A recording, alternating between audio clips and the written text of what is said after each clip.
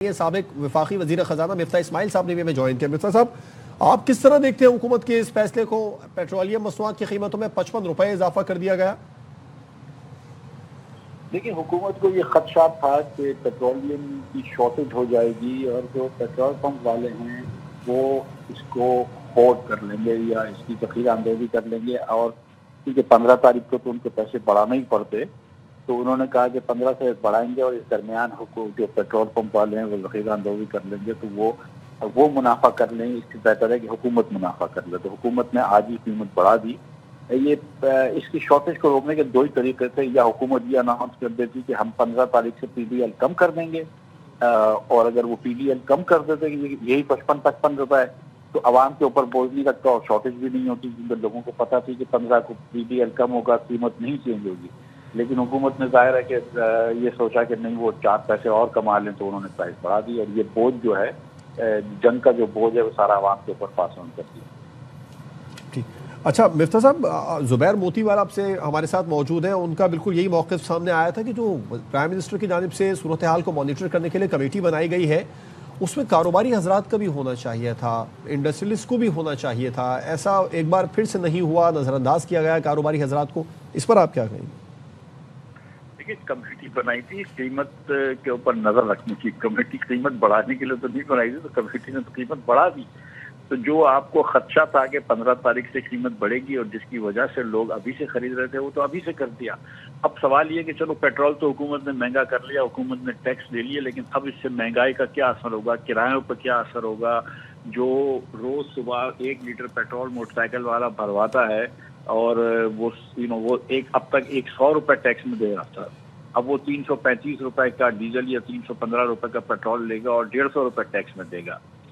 تو جہاں آپ 1000 ایکڑ کی زرعی اراضی والے سے ٹیکس نہیں لیتے، جہاں پہ آپ بڑی بڑی دکانداروں والوں سے ٹیکس نہیں لیتے، وہاں پہ آپ 150 روپیہ روز کا کسی موٹر سائیکل چلانے والے سے ٹیکس لیتے ہیں۔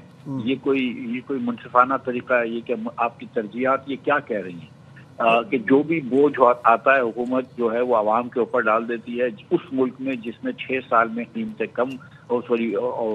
قوت خرید کم ہوئی ہے، 6 سال میں غربت بڑھی، اور جو 29% پاکستانی آلریڈی غربت کے نیچے ہیں، اور اس فیصلے کے بعد شاید ہو سکتا ہے کہ اللہ نہ کرے لیکن 2-4-5% پاکستانی اور مزید غربت کے نیچے چلے جائیں۔ ٹھیک۔ اچھا مفتاح صاحب، آپ وفاقی وزیر خزانہ بھی رہے ہیں، انفلیشن، ایکسچینج ریٹ اور امپورٹ، اس پر آپ کیا امپیکٹ دیکھ رہے ہیں امپورٹ بل کو، اس تمام تر صورتحال کو لے کر جو اب فیصلہ حکومت کی جانب سے کیا گیا؟ دیکھیے، انفلیشن کا تو یہ آبویس ہے کہ انفلیشن اس سے آئے گا، مہنگائی اس سے مزید بڑھے گی، اس میں تو میرے خیال سے اب کوئی ڈاؤٹ نہیں رہا، اور 55 روپے بڑا زیادہ سگنیفیکنٹ پرائس ہوتی ہے، تقریباً 25% پرائس بڑھ گئی ہے پیٹرول اور ڈیزل کی۔ اس کے بعد جو دوسری بات ہے کہ کیونکہ پیٹرولیم کی پروڈکٹس مہنگی ہو گئی ہیں دنیا بھر میں، تو جب ہم اب جو پیٹرولیم کے پروڈکٹس خریدیں گے، کروڈ آئل خریدیں گے، انشورنس مہنگا ہو گیا ہے، گلف آف ہرمز سے، اسٹریٹ آف ہرمز سے نکلنے میں چیزیں مہنگی ہو گئی ہیں، تو پاکستان کے کرنٹ اکاؤنٹ خسارے پہ بھی زور پڑے گا اور کرنٹ اکاؤنٹ خسارہ بھی بڑھے گا، اور اس کے ساتھ ساتھ ہمارا جو روپیہ ہے اس کی قیمت پہ بھی، اس کی بھی قوت پہ جو ہے وہ ایک زور پڑے گا، اور اگر خدا نہ خواستہ یہ جنگ کچھ طویل عرصے تک رہتی ہے تو پھر تو بہت ہی مشکل میں پاکستان آ جائے گا۔ اچھا مفتاح صاحب، حکومت کی جانب سے یہ کہا گیا کہ مشکل وقت ہے، ایسی صورتحال میں یہ فیصلہ کیا، آپ بھی وفاقی وزیر خزانہ رہ چکے ہیں، اس صورتحال میں اگر آپ کو یہ فیصلہ کرنا ہوتا تو آپ کے پاس کیا متبادل پلان ہوتا؟ دیکھیے، جو 2 سال پچھلے جو شہباز شریف صاحب کو ملے ہیں وہ پاکستان کے لیے بہت آسان سا وقت تھا، دنیا کے حساب سے، انٹرنیشنلی حساب سے ہماری دنیا میں ساکھ بھی اچھی ہوئی ہے، لیکن ساتھ ساتھ جو ہے وہ پیٹرولیم کی پروڈکٹ $60 کی تھی، میں جب وزیر تھا تو $110 کی تھی، جو آج اب یہ بڑھ کے 60 سے بڑھ کے 90 پہ ہوئی ہے۔ جب حکومت کے پاس $60 تھا تو حکومت نے اس وقت کوئی بھی ایسی بنیادی ریفارمز نہیں کیے، بنیادی اصلاحات نہیں کری جس سے کہ معیشت جو ہے وہ صحیح پٹری پہ بیٹھ سکے یا صحیح کیل پہ کھڑی ہو سکے۔ آج جبکہ یہ قیمتیں بڑھ رہی ہیں تو اس کے 2 طریقے تھے، یا تو آپ جو تھا وہ اپنے اخراجات حکومت کے کم کرتے، آپ نے کچھ عرصے پہلے اپنے ایم این ایس کو 43 ارب روپے دے دیے، ہر ایم این اے کو 25-25 کروڑ روپے دیے کہ اپنے حلقے میں خرچ کرو۔ آج یہ اے آر وائی پہ مالک صاحب نے بتائی یہ بات 1 دن پہلے کہ 86 کروڑ روپیہ پنجاب حکومت نے مانگا ہے صرف اپنے نئے جہاز، مریم بی بی کے نئے جہاز چلانے کے لیے، 7 کروڑ روپے کی تنخواہیں دے رہی ہیں وہ ماہانہ، ان کو غیر ملکی پائلٹ کو. ایک طرف آپ 86 کروڑ روپیہ خرچ کر رہے ہیں جہاز پہ، 12 ارب روپے کا 1200 کروڑ روپے کا جہاز. بالکل ٹھیک ہے، مشکل صورتحال ہے، بالکل ایسے ہی ہے. اچھا مفتیٰ صاحب، پاکستان آلریڈی IMF کے پروگرام میں ہے، اگلی قسط کے لیے ریویو بھی جاری ہے. اس سچویشن میں آپ پاکستان کو اور حکومت کو، وفاقی حکومت کو IMF کے سامنے کس طرح دیکھ رہے ہیں؟ دیکھیے، یہ جو قدم انہوں نے آج اٹھایا اس پہ تو ان کو IMF کی آشیرواد ہی ملے گی یا مل چکی ہوگی کہ بھائی ٹھیک ہے. تو کیونکہ IMF جو ہے وہ یہ کہتا ہے کہ خسارہ کم سے کم ہونا چاہیے. IMF یہ نہیں کہتا ہے کہ آپ اخراجات کم کر کے کریں یا ٹیکس بڑھا کے کریں. حکومت نے جو ہے وہ خسارہ کم کرنے کے لیے ٹیکس مزید اور بڑھا دیا ہے. آپ دیکھ رہے ہیں کہ FPR کے ہدف پورے نہیں ہو رہے تھے، اب 55 روپے انہوں نے اور ہمارے اوپر یہ بوجھ ڈال دیا ہے. اب تو IMF کی طرف سے تو میرے خیال سے اس قدم کی جو ہے وہ کو خوشائن سمجھا جائے گا، لیکن پاکستانی عوام پہ جو بوجھ پڑ رہا ہے اس کے بارے میں حکومت کو سوچنا چاہیے. رائٹ. تو اب فی الحال مفتیٰ صاحب دیکھیں، اکنامک شاکس بھی آ رہے ہیں، معیشت جو ہے وہ تھوڑا اس وقت ایک بار پھر سے مشکل میں نظر آ رہی ہے. تو آپ کیا سمجھتے ہیں، فسکل اسپیس جو ہے وہ بڑھے گا؟ دیکھیے، جو فسکل اسپیس جنگ ہونے سے پہلے تھا، جب $60 کا پیٹرول انٹرنیشنل آئل مل رہا تھا، وہ جو آسانیاں تھیں وہ اب نہیں ہوں گی. اب گیس کی شارٹیج ہو گئی ہے آپ کے پاس، تو آپ نے LNG یا گیس جو ہے وہ آپ نے فرٹیلائزر کمپنیز کو دینا بند کرنا شروع کیا ہے. کچھ کہیں آدھا کر دیا ہے، کہیں بند کر دیا ہے.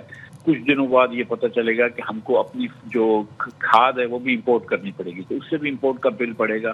تو حکومت کے پاس فورن ایکسچینج کا جو ایکسچینج کا جو اسپیس تھی وہ کم ہو گئی ہے. جہاں پہ لوکل اسپیس کی بات ہے کہ کیونکہ مہنگائی بڑھ رہی ہے، تو یہ بھی شاید توقع کر سکتے ہیں ہم اس حکومت سے کہ یہ مزید شرح سود میں بھی اضافہ کرے گی. تو شرح سود میں اضافہ کرے گی تو وفاق کو اور اپنے جو قرض ہے اس کے اوپر سود دینا پڑے گا. تو میرے خیال سے اسپیس وہاں پہ بھی کم ہوگی. جو آسانیاں شہباز شریف صاحب کو 2-2.5 سال سے تھیں، وہ میرے خیال سے اب اس کا وقت ختم ہوا ہے. اور ملکی معیشت ان شاکس کو کس حد تک برداشت کر سکتی ہے؟ خاص طور پر عام آدمی کا اس پر کتنا امپیکٹ پڑے گا؟ اس کی زندگی پر کتنے اثرات ہوں گے؟ مشکلات کتنی بڑھیں گی؟ میری بہن دیکھیں، 2014 میں جو پاکستانی خاندان کی اوسطاً انکم 34,000 تھی، وہ آج 29,000 ہو گئی ہے ریئل انکم میں، یعنی کہ انفلیشن ایڈجسٹڈ روپیز کے اندر. یا آپ اس طرح دیکھ لیں کہ جو پاکستانی 2018 میں جو خوراک پہ خرچ کرتا تھا، چاہے وہ انڈے ہوں، تیل ہو،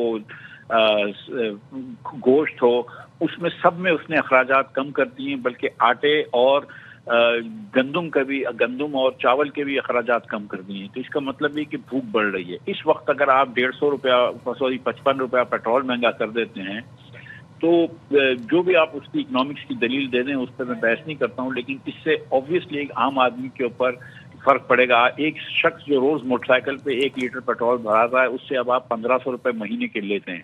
اب سوال یہ ہے کہ اس 50,000 60 70,000 روپے نوکری کرنے والے لڑکے کے پاس جب فالتو 1,500 روپے مہینے کے اینڈ پہ ہوتے ہیں، اور پھر جو دیگر ہیں جو بس میں بیٹھتے ہیں روز، ان کا کرایہ بڑھے گا، تو کیا وہ چوائسیز ہو جاتی ہیں کہ اب بچوں کو اسکول بھیجنا ہے، والدین کی دوائی لینی ہے، یا پیٹرول بھروانا ہے، یا کرایہ دینا ہے. تو یہ بڑا مشکل ہو جاتا ہے لوگوں کے لیے. تو لوگوں کے اوپر تو اثر اس کا بہت ہی منفی ہوگا، عوام پر بہت منفی اثر ہوگا. بہت بہت شکریہ. سابق وفاقی وزیر خزانہ مفتیٰ اسماعیل صاحب اور زبیر موتی والا صاحب ARY نیوز سے بات کر رہے تھے.